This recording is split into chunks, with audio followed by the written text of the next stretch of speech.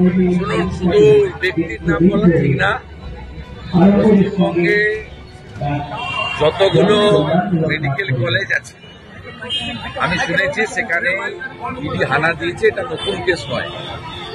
বেশ কিছুদিন আগে কলকাতাতে আমাদের electronics complex PSA NRI medical কোটাতে অ্যাডমিশন নিয়ে একটা দুর্নীতি হয়েছে। এতে সব মেডিকেল কলেজ যুক্ত পশ্চিমবঙ্গ সরকারের স্বাস্থ্য দপ্তর, ডাইরেক্টর অফ মেডিকেল এডুকেশন, তারা এক্সটার্নাল অ্যাফেয়ার্স মিনিস্ট্রির এনওসি ছাড়া ফ্রড করে 18 সাল থেকে এই ধরনের অ্যাডমিশন করিয়েছেন এনআরআই কোটাতে। এবং এটা কলকাতাতে যে ইলেকট্রনিক্স কমপ্লেক্স পিএস রয়েছে বিধাননগর, সেখানে এফআইআর হয়েছিল। সেই এফআইআর কলকাতা হাইকোর্ট পর্যন্ত গেছে এবং যেহেতু এটাতে সীমা প্রযোজ্য, তাই এনফোর্সমেন্ট ডাইরেক্টরেট আজকে রেড করছে। এটা অনেক আগে হওয়া উচিত ছিল। এবং শুধু মেডিকেল কলেজ নয়, 18 সাল থেকে অদ্যাবধি director of medical education DME এরা বিপদে পড়বে, এটুকু আমি বলবো।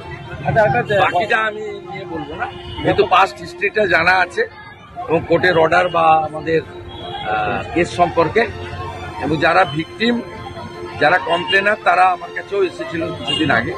আমি যাই বললাম, বাকিটা ইনভেস্টিগেটিং এজেন্সি বলবে, আমি বলতে পারবো। গতকাল মমতা ব্যানার্জি বলেছেন যে দলীয় শৃঙ্খলা কমিটি রয়েছে, তার মধ্যেই সবকিছু বলতে হবে। আমি ওনাদের পার্টির কেউ নয়, আমি ওনাদের সম্পর্কে বলবো।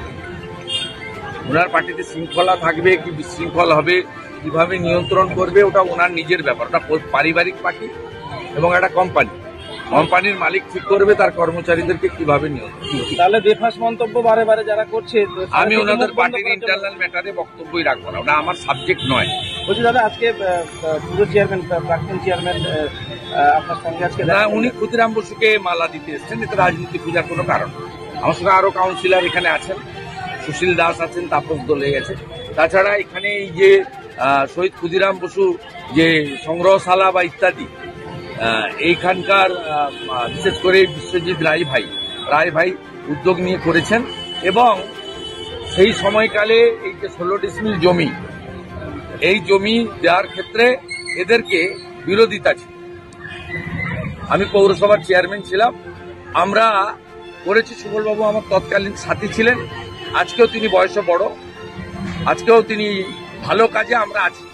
আর ক্ষুদিরাম বসু, মাতঙ্গিনী হাজরা, তাম্রলিপ্ত জাতীয় সরকার, দেশপ্রাণ বীরেন্দ্রনাথ শাসমল, এসব রাজনীতির ঊর্ধ্বে। এতে রাজনীতি খোঁজার কোনো দরকার নেই। আইপ্যাককে কটাক্ষ করছে আমি এসব